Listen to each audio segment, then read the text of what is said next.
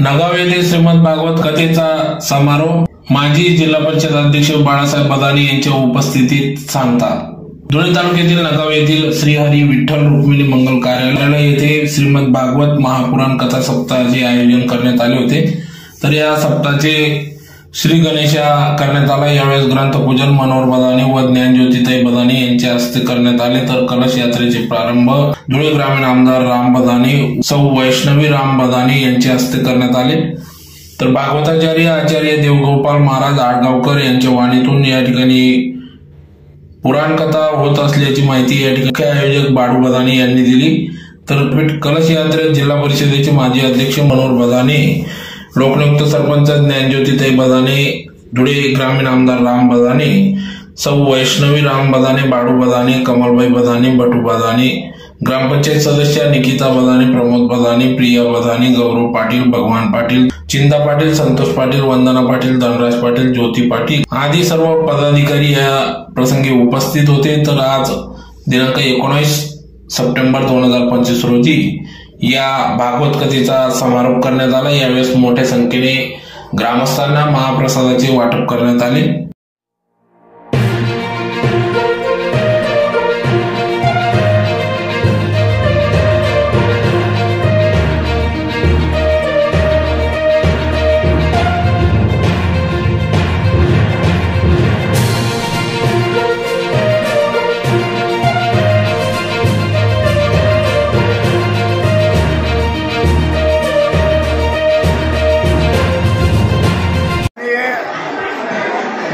आडगाव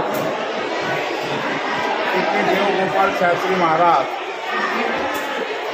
यांच्या माध्यमातून भागवत कथेचं नियोजन करण्यात आलं होतं। मग ते पितृपक्षामध्ये भागवत झाली पाहिजे आणि पितरांना तृप्त होण्यासाठी एकच पर्याय असतो, 11.5 महिने आपले मानव जीवनाचे असतात आणि 15 दिवस हे पृथ्वीवर पितरांना नमन करतात आणि एखाद्या वेळी तुरुंगातून एखादा आरोपी जामीनवर सुटून येतो आणि 10 दिवस 15 दिवसात पुन्हा त्याला तुरुंगात जावं लागतं।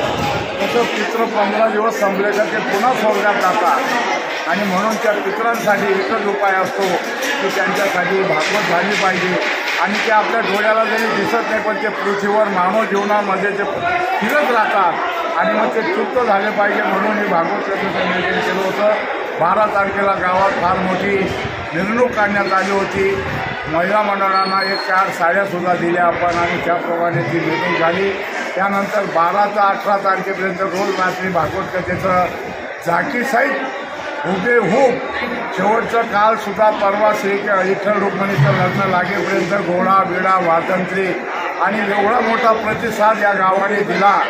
सर्व महिला मंडळ असो, सर्व पुरुष मंडळी असो, गावाचे आमचे नेते, जिल्हा परिषदेचे माजी अध्यक्ष बाळासाहेब बदाने असो, आमच्या गावाचे सरपंच ज्ञानज्योती बदाने असो, तसंच बाळासाहेब बदाने येऊन गेले आज, त्यांनीसुद्धा त्या कुटुंबाने या कार्यक्रमाला हजेरी लावली। तसेच संदानीतून हरिभक्त पारायण श्यामसुंदर महाराज यांनी हजेरी लावली।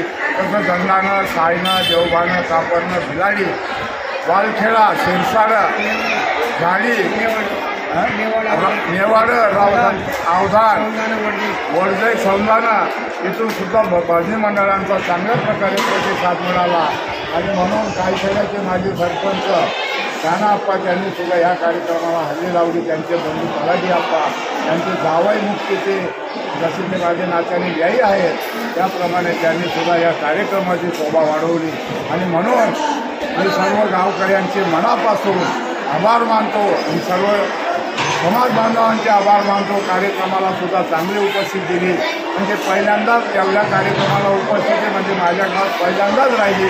त्याच्यामुळे समाज बांधवांचा मला फार मोठा अभिमान आहे आणि स्वाभिमान आहे।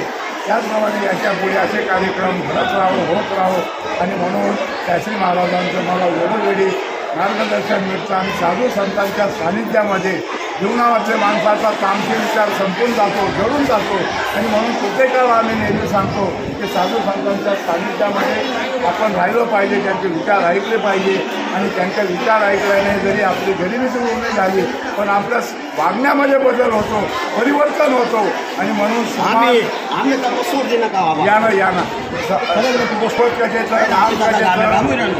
महाभारताचे, विष्णू पुराणाचे, गणेश पुराणाचे प्राचारक, धर्मप्रवक्ते म्हणून माझे गुरु गोपाल त्यांचे महाराज यांचं सुद्धा फार मोठं माझ्यावर प्रेम आहे, समाजावर प्रेम आहे आणि हिंदू समाजाची जागृती करण्यामध्ये त्यांचा फार मोठा सिंहाचा वाटा आहे आणि असं त्यांच्याकडून सुद्धा हिंदू धर्म समाजाची जागृती करत हो असं मी त्यांना सुद्धा विनंती करतो आणि निवेदन करतो आणि म्हणून ते नेहमी आमच्या नगावर सुद्धा त्यांचं फार मोठं प्रेम आहे, माझ्यावरच नव्हे पण गावावर त्यात प्रेम आहे आणि माझे सर्व कार्यकर्ते अशोक बंधू असतील, संजू नाना असतील, निर्माण असतील, चांदेकर अप्पा असतील, सर्व काही वडिलांची नावं सुटून जातात, माझा मित्र सिंधाबोन असतील, बापूजी जयराम असतील, सर्व कार्यकर्त्यांनी मनापासून चांगली मदत केली म्हणून मी त्यांचं सुद्धा फार मोठ्या मनाने आभार मानतो. असं त्यांचं सहकार्य मला असू द्यावं अशी परमेश्वराला प्रार्थना करतो.